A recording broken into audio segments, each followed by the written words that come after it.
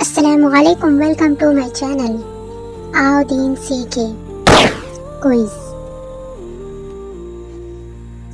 سوال: روزہ کیسے رکھیں؟ آپشن اے، صرف بھوکا پیاسا رکھنا کافی ہے۔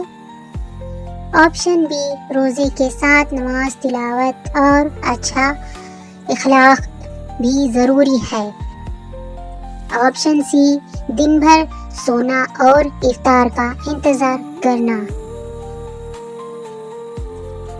آپ کا ٹائم شروع ہوتا ہے اب۔ ٹائمر ختم ہونے سے پہلے کمنٹ میں صحیح آپشن کے ساتھ صحیح جواب لکھیں۔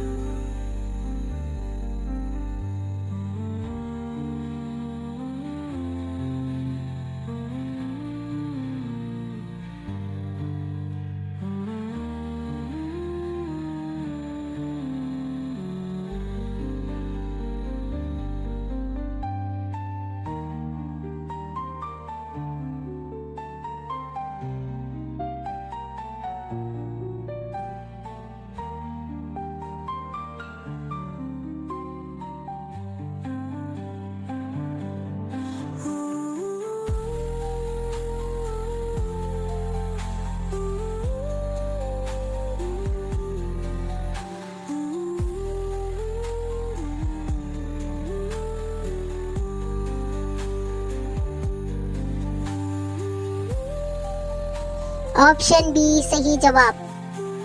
روزے کے ساتھ نماز، تلاوت اور اچھا اخلاق بھی ضروری ہے۔